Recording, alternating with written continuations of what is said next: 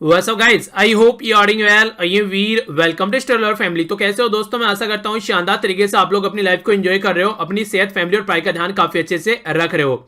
तो ये जो वीडियो है ये हर एक एग्जाम के लिए आप लोगों को फायदा पहुंचाने वाली है, चाहे आप लोग इंडिया के अंदर किसी भी एग्जाम की तैयारी क्यों ना कर रहे हो। यहाँ पर यूपीएससी या ईपीएफओ लिखा हुआ है, इसका मतलब ये नहीं कि बस इन्हीं एग्जाम में फायदा पहुंचाएगी।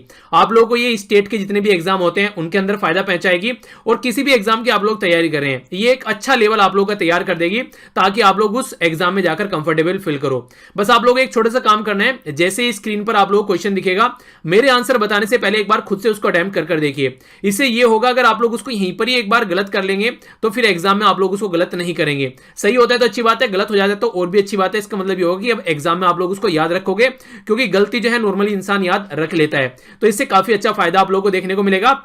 और इसी के साथ में वीडियो कंप्लीट होने के बाद में अपना स्कोर जरूर देखा कीजिए कि आप लोगों का स्कोर बढ़ रहा है या घट रहा है। अगर घट रहा है तो थोड़ा सा देखिए कहां पर कमी रह रही है, आप लोगों को उसके ऊपर किस तरीके से काम करना है, और बढ़ रहा है तो फिर अच्छी बात है, और अच्छे से आप लोगों को फोकस देकर आगे बढ़ना है। और वीडियो सुनने के बाद में लगेगा कि पीडीएफ आप लोगों को चाहिए तो टेलीग्राम से जाकर इसको डाउनलोड कर लीजिएगा, लिंक वीडियो के नीचे आप लोगों को इसका डिस्क्रिप्शन बॉक्स में मिल जाएगा। ओके, तो आइए आज का डिस्कशन स्टार्ट करते हैं बिना किसी देरी के। आज का फर्स्ट क्वेश्चन देखते हैं।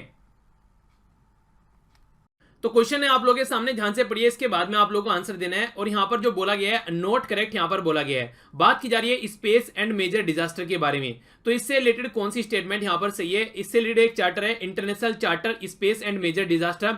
बोला जा रहा है कि ये जो चार्टर है यहां पर ये बाइंडिंग है, यानी कि एक तरीके से ये बाध्यकारी है। दूसरा बोला गया है कि जो चार्टर है यहां पर ये चैरिटेबल और ह्यूमैनिटेरियन रिलेटेड जो भी यहां पर एक्वाइजिशन होते हैं और उससे रिलेटेड जो ट्रांसमिशन होते हैं space satellite data related, relief organization related जो इवेंट होते हैं मेजर डिजास्टर के, तो वहां पर ये डेटा प्रोवाइड कराता है। तीसरा बोला गया यहां पर जो इनिशिएटिव है ये किया गया था यूरोपियन स्पेस एजेंसी के द्वारा नासा के साथ मिलकर। तो कौन सा आंसर यहां पर होगा? ए में बोला गया 1 एंड 2, बी में बोला गया 2 एंड 3, सी में बोला गया 1 एंड 3, डी में बोला गया ओनली 2।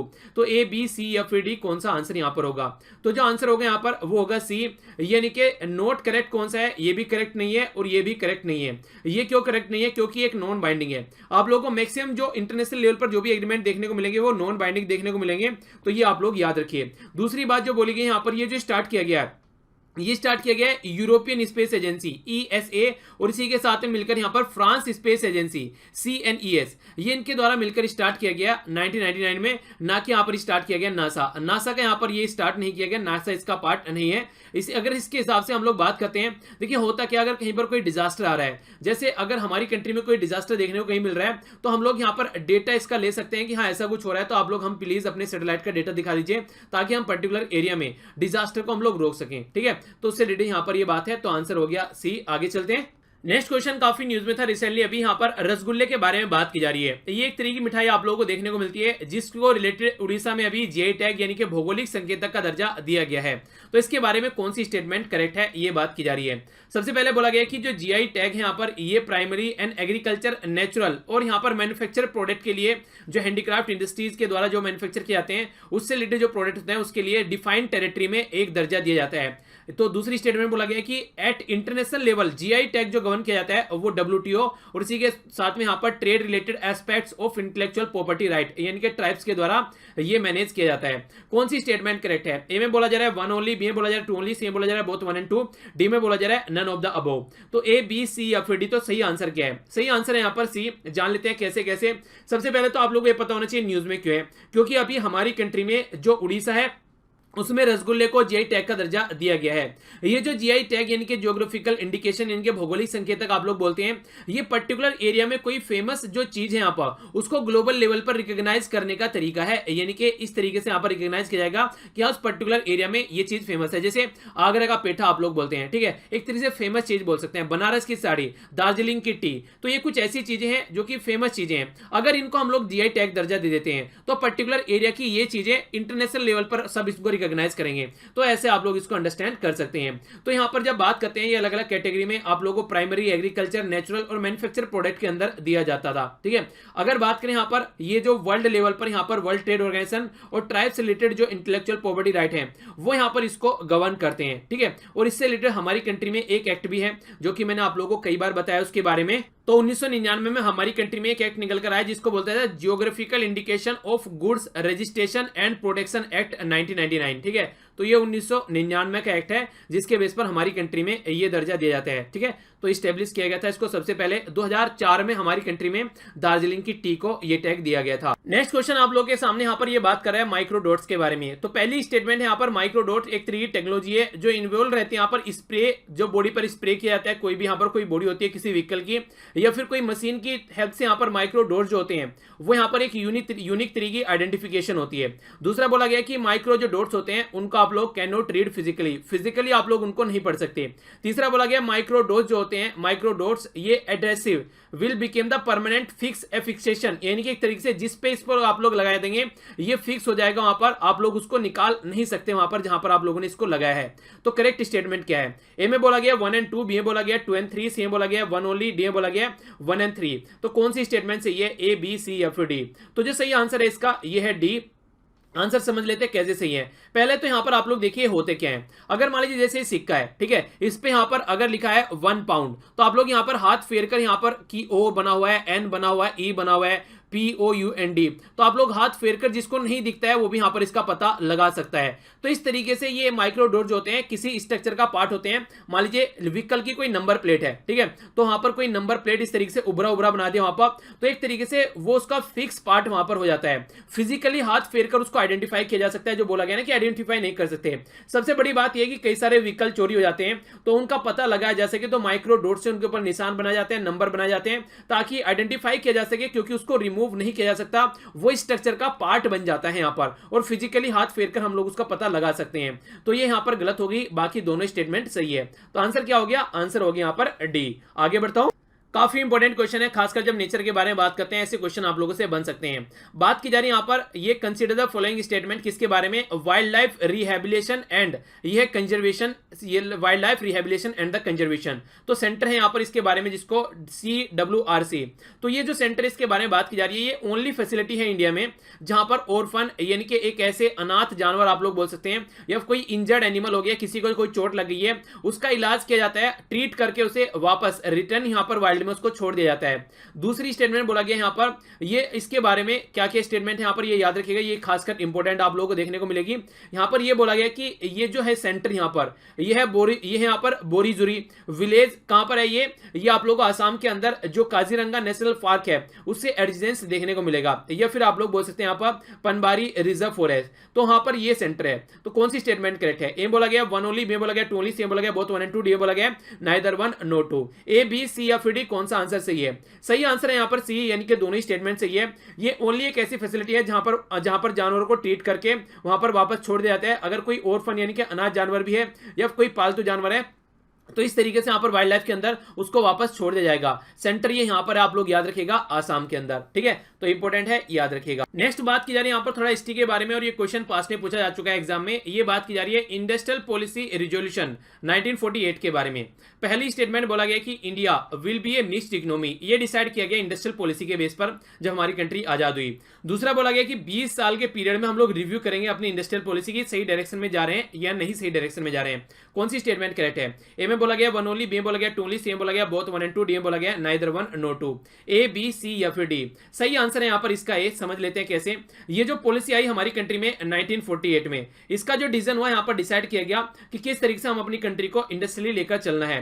तो फर्स्ट इंडस्ट्रियल पॉलिसी हमारी कंट्री में ये ओनली इंडस्ट्रियल पॉलिसी देखने को मिली, जो उसने बोला गया कि हमारी कंट्री की इकोनॉमी मिक्स्ड इकोनॉमी होनी चाहिए। मतलब यहां पर यह है कि पब्लिक और प्राइवेट मिलकर काम करेंगे और इसी के साथ में सेंटर और स्टेट भी मिलकर काम करेंगे। तो इसी के चलते सेंट्रल लिस्ट में coal power, railway, aviation, arm ammunition, defence ये चीजें रखी गई। अगर बात करें स्टेट लिस्ट के अंदर तो यहां पर पेपर, टेक्सटाइल, इसी के साथ में यहां पर अगर बात करें रिक्शा, साइकिल, टू व्हीलर, ये सारी चीजें देखने को मिली। बाकी अगर बात करें रेस्ट जो भी सारा प्रोडक्ट बन गया वो यहां पर दे दिया गया इंडस्ट्रीज को, यानी कि प्राइवेट सेक्टर को। तो यहां पर ये बात बोली गई, तो यानी कि सबको मिलकर काम करना है, तो मिक्स टाइप की अप्रोच लेकर चला गया। बाकी जो फोकस दिया जा रहा है यहां पर ये 10 ईयर में बोला गया, इसको रिव्यू किया जाएगा कि हम लोग सही डायरेक्शन में चल रहे हैं या सही डायरेक्शन में नहीं चल रहे हैं। तो यहां पर 10 ईयर का रिव्यू भी रखा गया। वैसे अगर मिक्स्ड इकोनॉमी की डायरेक्ट डेफिनेशन बोला जाए तो आप लोग बोल सकते हैं कि गवर्नमेंट और प्राइवेट सेक्टर जब मिलकर काम करते हैं तो उसको आप लोग मिक्स्ड इकोनॉमी बोलते हैं, ठीक है। तो यहां पर ए हो गया आंसर। आगे चलते हैं।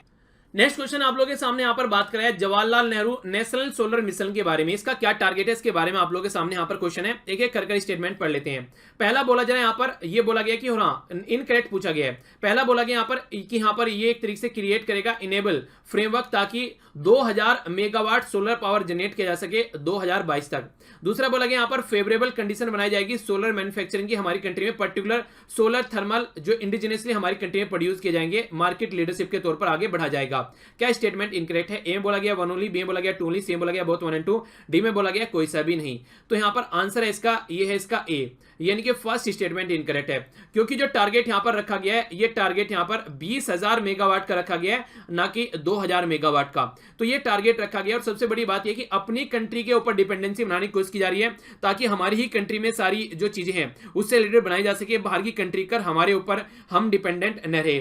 20 मिलियन स्क्वायर यहां पर अचीव करने की बात की जा रही है पर्टिकुलर एरिया में थर्मल कलेक्टर ताकि लगाया जा सके 2020 तक। तो ये भी है 2022 तक, तो ये भी फोकस है। तो बेसिक फंडा ये है कि हम लोग रिन्यूएबल एनर्जी एफिशिएंट अपनी कंट्री को बनाने की कोशिश कर रहे हैं। तो ये भी उसका एक पार्ट है। आगे चलते हैं।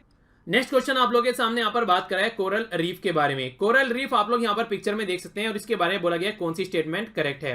पहला बोला गया मोस्ट जो कोरल रीफ है ये ट्रॉपिकल वाटर में देखने को मिलेंगे, यानी कि ट्रॉपिक ऑफ कैप्रिकॉर्न और ट्रॉपिक ऑफ कैंसर के आसपास में। नेक्स्ट बात बोली गई कि 1/3 जो वर्ल्ड कोरल रीफ होते हैं यहां पर ये टेरिटोरियल ऑस्ट्रेलिया, इंडोनेशिया और फिलीपीन के आसपास देखने को मिलेंगे, यानी कि जितने वर्ल्ड में है 1/3 यहां पर देखने को मिलेंगे। कोरल रीफ जो है यहाँ पर मोस्ट नंबर ऑफ जो एनिमल फाइल होता है यहाँ पर, उसके तहत यहाँ पर ये खासकर tropical rain forest particular area में आप लोगों को यहाँ पर ये नजर आएगा। ठीक है, तो कौन सी स्टेटमेंट यहाँ पर करेक्ट है? ए, बी, सी या फिर डी? ए बोला गया 1 एंड 2, बी बोला गया 3, सी में बोला गया 1 एंड 3, डी बोला गया 1, 2 एंड 3। सही आंसर है यहाँ पर डी। एक बार थोड़ा देख लेते हैं। ये आप लोगों को देखने को मिलेगा डिस्ट्रीब्यूशन। सबसे पहले जो ट्रॉपिकल की बात की गई तो आप लोगों को ऊपर ट्रॉपिक ऑफ कैंसर और नीचे ट्रॉपिक ऑफ कैप्रिकॉर्न अगर आप लोग देखेंगे यहाँ पर, हालांकि ये तो लाइन वैसे खींची गई किस पर्टिकुलर एरिया में पाए जाते हैं, पर लेकिन अगर आप लोग बोले ट्रॉपिक ऑफ कैंसर ऊपर है और कैप्रिकॉर्न नीचे है तो मैक्सिमम एरिया में आप लोग यहाँ पर कोरल रीफ नजर आएगा। ठीक है, इस तरीके से आप लोग इसको अंडरस्टैंड कर सकते हैं, यानी कि ट्रॉपिकल एरिया में सबसे ज्यादा देखने को मिलेगा। इसी के साथ में जो ऑस्ट्रेलिया, इंडोनेशिया, ये फिलीपीन वाला एरिया हो गया 1/3 जो यहाँ पर है ऑल ओवर वर्ल्ड का यहाँ देखने को मिलेगा। ठीक है, तो इसी के बारे में ये स्टेटमेंट है सारी। आंसर यहाँ पर डी हो गया। आगे चलते हैं। नेक्स्ट यहां पर बात की जा रही है एक प्लांट के बारे में। इसका नाम बोला गया है प्रोसोपिस जूलीफ्लोरा। यहां पर यूपीएससी 2018 में क्वेश्चन पूछा गया है। इसके बारे में बोला गया है कि ये प्लांट जो है ये बोला जा रहा है कि it is extract is widely use in cosmetic, यानी कि कॉस्मेटिक में इसका काफी ज्यादा यूज किया जाता है, सौंदर्य प्रावधान में जो होते हैं यहाँ पर। ये वो जिस एरिया में रहता है उस एरिया की बायोडाइवर्सिटी को कम कर देता है। ये एक तरीके से यहाँ पर यूज किया जाता है पेस्टिसाइड में। None of the above. A, B, C या फिर डी? कौन सा आंसर सही है? आंसर सही यहाँ पर इसका बी, जिस एरिया में लगाया जाता है। आप लोगों ने नाम भी सुना होगा पर्टिकुलर। अगर इस पौधे की बात करें, एक बार पिक्चर आप लोग देख लीजिए, यहाँ पर कुछ ऐसा देखने में लगेगा। किक्कर का पेड़ आप लोग बोल सकते हैं, किक्कर का पेड़ आप लोगों ने देखा होगा। कुछ ऐसे इस पे यहाँ पर ये कुछ ऐसी पत्तियां सी फ्रूट से आते हैं यहाँ पर, वैसे पेड़ ऐसा कुछ देखने में लगता है। तो ये जिस एरिया में होता है वहां पर बायोडाइवर्सिटी कम कर देता है। और मेक्सिको से हमारी कंट्री में इंट्रोड्यूस किया गया था ये ब्रिटिश जो हमारी कंट्री में रूल करते थे लगभग 100 साल के करीब पहले। तो ये काफी न्यूज में रहता है क्योंकि जिस एरिया में है बायोडाइवर्सिटी कम कर देता है, इसकी वजह से नेगेटिव इंपैक्ट उस पर्टिकुलर एरिया में ये डालता है। तो ये बातें इसके बारे में याद रख सकते हैं। ये बात कर रहे हैं निर्भया फंड के बारे में। तो हमारी कंट्री में जब 2012 में निर्भया रेप केस देखने को मिला, उसके बाद में एक फंड बनाया गया कि कैसे हमारी कंट्री में उस फंड के हिसाब से हमारी जो महिलाएं हैं उनको कैसे सुरक्षित करना है। तो इसको निर्भया फंड का नाम दिया गया। इसके बारे में स्टेटमेंट है, बोला जा रहा है कौन सी स्टेटमेंट करेक्ट है? पहले में यहां पर बोला गया कि 1000 करोड़ निर्भया फंड यहां पर अनाउंस किया गया 2017 में। ठीक है, दूसरी स्टेटमेंट बोला गया कि ये फंड जो है ये एडमिनिस्ट्रेट किया जाता है, यानी कि जो देखरेख करता है इस फंड की वो डिपार्टमेंट ऑफ इकोनॉमिक अफेयर और फाइनेंस मिनिस्ट्री यहां पर इसकी देखरेख करता है। तीसरा बोला गया तो कोर्स है यहाँ पर, जो फंड है यहाँ पर ये यूटिलाइज किया जाता है किसके लिए? सेफ्टी और डिग्निटी के लिए महिला की, ये बोला गया। तो इस तरीके से आप लोगों को यहाँ पर बताना है कौन सी स्टेटमेंट करेक्ट है। ए में बोला गया 1 ओनली, बी में बोला गया 1 एंड 2, सी में बोला गया 2 एंड 3, डी में बोला गया ऑल ऑफ द अबव। तो सही आंसर यहाँ पर क्या होगा? सही आंसर है यहाँ पर ए, बी, सी या फिर डी? तो सही आंसर है यहाँ पर सी, क्योंकि फर्स्ट स्टेटमेंट यहाँ पर गलत है, क्योंकि ये 2013 में फंड बना लिया गया था 2012 में केस होने के बाद में। इसी के साथ में जो फंड यहाँ पर एडमिनिस्ट्रेट किया जाता है ये फाइनेंस मिनिस्ट्री के द्वारा यहाँ पर एडमिनिस्ट्रेट किया जाता है, जिसका डिपार्टमेंट ऑफ इकोनॉमिक अफेयर यहाँ पर ये काम करता है। इसी के साथ में जो ministry of women and the child development है वो भी यहाँ पर कई सारी कंसर्न जो मिनिस्ट्री हैं उनको भी यहाँ पर ऑथराइज है डिटेल में स्ट्रक्चर, खासकर इस फंड को कैसे यूज करना है उसके लिए, क्योंकि बेसिकली महिलाओं की बात यहाँ पर की जा रही है। तो इसके बारे में आप लोग आइडिया रख सकते हैं, काफी इंपॉर्टेंट है, डायरेक्ट क्वेश्चन आप लोगों से बन सकता है। आंसर हो गया सी। आगे चलते हैं। नेक्स्ट क्वेश्चन यहाँ पर जो बात कर रहा है, ये बात कर रहा है नेशनल क्रैच स्कीम के बारे में। क्रैच फैसिलिटी यहाँ पर होती है जहां पर बच्चों का लालन पालन किया जाता है, तो उसके बारे में कौन सी स्टेटमेंट करेक्ट है ये आप लोगों को बताना है। तो एक एक कर देख लेते हैं। सबसे पहली स्टेटमेंट में बोला गया यहाँ पर कि ये इंप्लीमेंट की जाती है ministry of women and child development के द्वारा। दूसरी स्टेटमेंट में बोला गया कि ये सेंट्रल स्पॉन्सर्ड स्कीम है।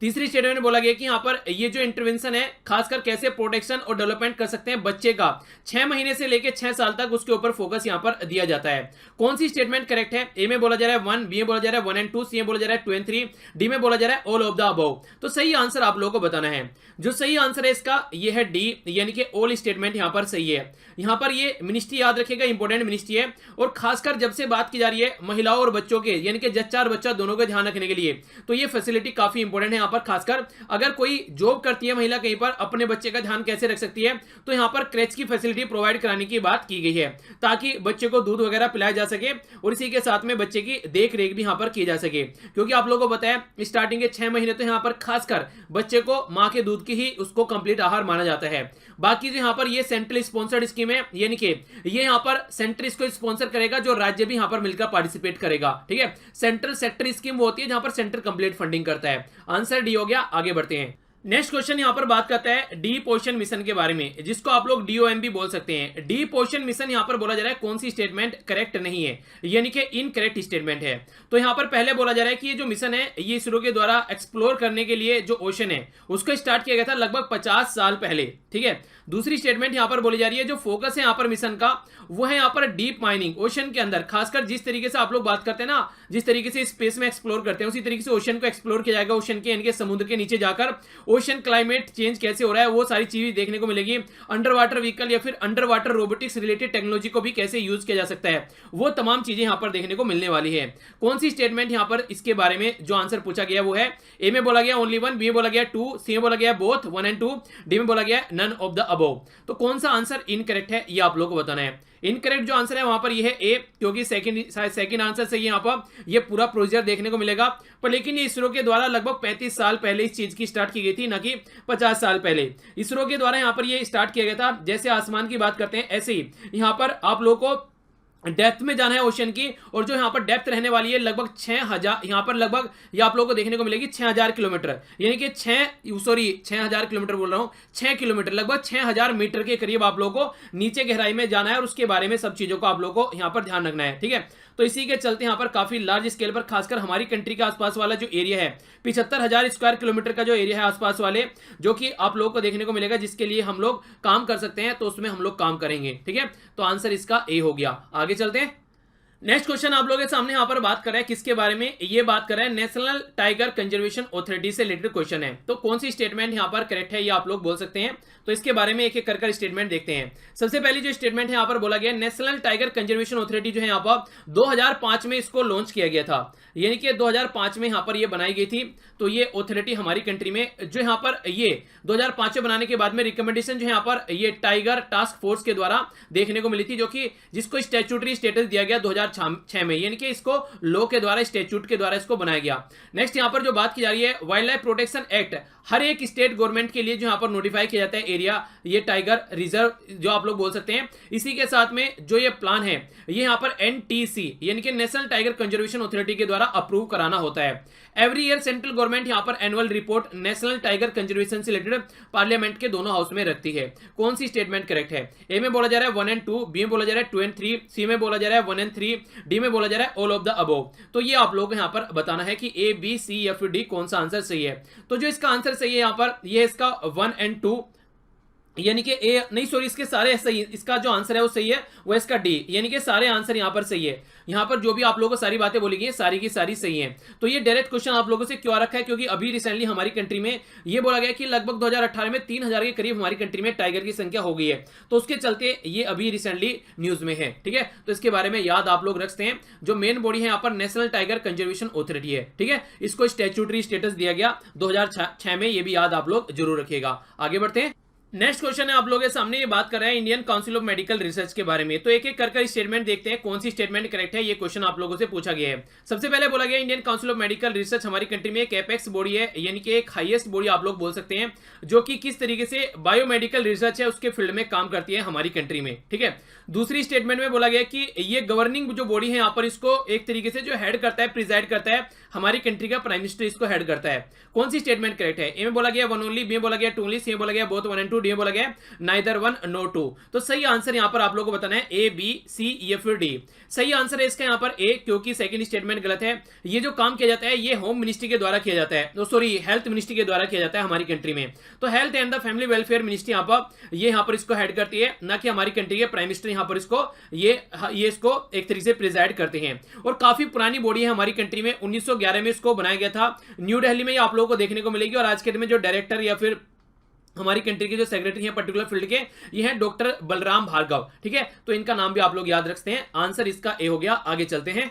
नेक्स्ट क्वेश्चन आप लोगों के सामने यहां पर बात कर रहे हैं नेशनल इन्वेस्टमेंट इंफ्रास्ट्रक्चर फंड के बारे में, NIIF। इसके बारे में कौन सी स्टेटमेंट यहां पर करेक्ट है, ये आप लोगों से पूछा गया है। बोला जा रहा है कि यहां पर जो तीन आप लोगों को फंड दे रखे हैं, मास्टर फंड, यह है दूसरा फंड्स, यह है फंड ऑफ फंड्स, तीसरा बोला है स्ट्रेटेजिक फंड।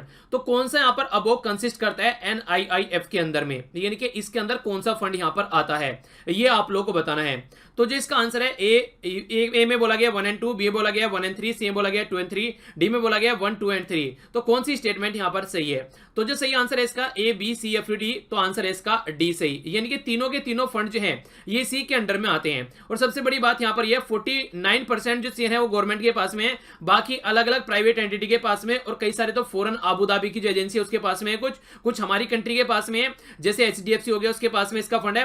49% यहां पर गवर्नमेंट के पास में है। तो ये इंफ्रास्ट्रक्चर की बात की जाती है, अगर किसी पर्टिकुलर एरिया में कोई भी यहां पर ऐसा यहां पर संरचना से रिलेटेड, ढांचे से रिलेटेड कोई काम करना है, तो उसमें काफी बड़ा रोल प्ले करता है हमारी कंट्री में। तो ये कुछ बातें इसके बारे में याद रखिए। आंसर डी है। आगे चलते हैं।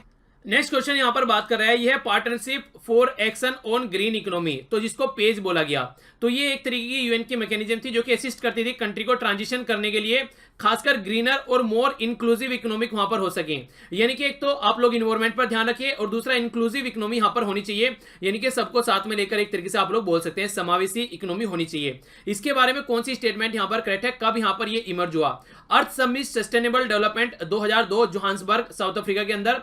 नेक्स्ट बात की जा रही है यहां पर, ये United nation conference on sustainable development Rio de Janeiro यानी कि ब्राजील के अंदर। नेक्स्ट बात की जा रही है United nation framework convention 2015 Paris यानी कि फ्रांस के अंदर। नेक्स्ट बात की जा रही है यहां पर world sustainable development summit 2016 new Delhi यानी कि इंडिया के अंदर। तो कौन सी स्टेटमेंट सही है, ए, बी, सी या फिर डी? तो जो सही आंसर है इसका ये है B, united nation conference on sustainable development Rio de Janeiro यानी कि ब्राजील के अंदर। यहां पर ये जो इस तरीके की जो पार्ट पेज नाम का यहां पर ये इस तरीके की मैकेनिज्म यहां पर डेवलप की गई। तो बेसिक पर्पज यही था कि इस तरीके से फोकस देकर चलना है, द फ्यूचर वी वांट, यानी कि एक तरीके से ऐसा फ्यूचर होना चाहिए जो कि जनरेशन के लिए भी, आने वाली जनरेशन के लिए भी अच्छा फ्यूचर रहे। तो इसके ऊपर फोकस देकर चलना था। तो आंसर क्या है यहां पर? आंसर बी है। ये भी यूपीएससी में क्वेश्चन आप लोगों का पूछा जा चुका है। आगे चलते हैं। 3D प्रिंटिंग के बारे में यहां पर बात की जा रही है कि कौन कौन सी यहां पर एप्लीकेशन है 3D प्रिंटिंग के लिए यूज की जाती है। पहला बोला गया यहां पर preparation of the confectionery items, दूसरा बोला गया यहां पर मैन्युफैक्चर ऑफ बायोनिक ईयर, तीसरा बोला गया ऑटोमेटिव इंडस्ट्री, चौथा बोला गया रिकंस्ट्रक्शन, यहां पर जो सर्जरीज हो रही है उनको रिकंस्ट्रक्टिव कराने की बात की जा रही है। ठीक है, पांचवा बोला गया डेटा प्रोसेसिंग जो टेक्नोलॉजी होती है उसमें। तो कौन सा आंसर करेक्ट है? ए में बोला गया 1, 3 एंड 4, बी में बोला गया 2, 3 एंड 5, सी में बोला गया 1 एंड 4, डी में बोला गया 1, 2, 3, 4 एंड 5, यानी कि सारे के सारे। तो जो 3D प्रिंटिंग होती है, एक 3D टेक्नोलॉजी होती है जिससे आप लोग कोई भी प्रोडक्ट क्रिएट कर सकते हैं। तो सारी चीजें यहां पर इसके अंदर आती है। ये कन्फेक्शनरी जो आइटम है इनको आप लोग एक बार देख सकते हैं, कुछ इस तरीके के आप लोग यहाँ पर ये देखने को मिलेंगे, जो भी ये प्रोडक्ट जिनकी बात आप लोग कर सकते हैं। ठीक है, तो ये सारे इसी के कन्फेक्शनरी के अंडर में आते हैं। तो 3D प्रिंटिंग की हेल्प से इनको भी हम लोग बना सकते हैं। बायोनिक ईयर एक तरीके से कृत्रिम कान आप लोग बोल सकते हैं, तो ये भी इसी की कैटेगरी में आता है। तो ये भी क्वेश्चन आप लोगों का यूपीएससी में पूछा जा चुका है। आंसर क्या है यहाँ पर? आंसर हो गया इसका डी। तो ये था आज का हमारा नन्ना सा मुन्ना सा प्यारा सा डिस्कशन। अगर लेक्चर की पीडीएफ डाउनलोड करना चाहते हैं तो आप लोग यहाँ पर टेलीग्राम से डाउनलोड कर सकते हैं। इसी के साथ में आसपास सफाई रखिए, पानी और पेड़ पौधों को सेव कीजिए, और लेक्चर को शेयर करना मत भूलिएगा। अगर आप लोगों को फायदा हुआ तो सबको इससे फायदा होगा। मिलता हूं नेक्स्ट लेक्चर में। बड़ों को नमस्ते, छोटों को प्यार, छोटी सी लाइफ एंजॉय कर। तब तक के लिए जय हिंद।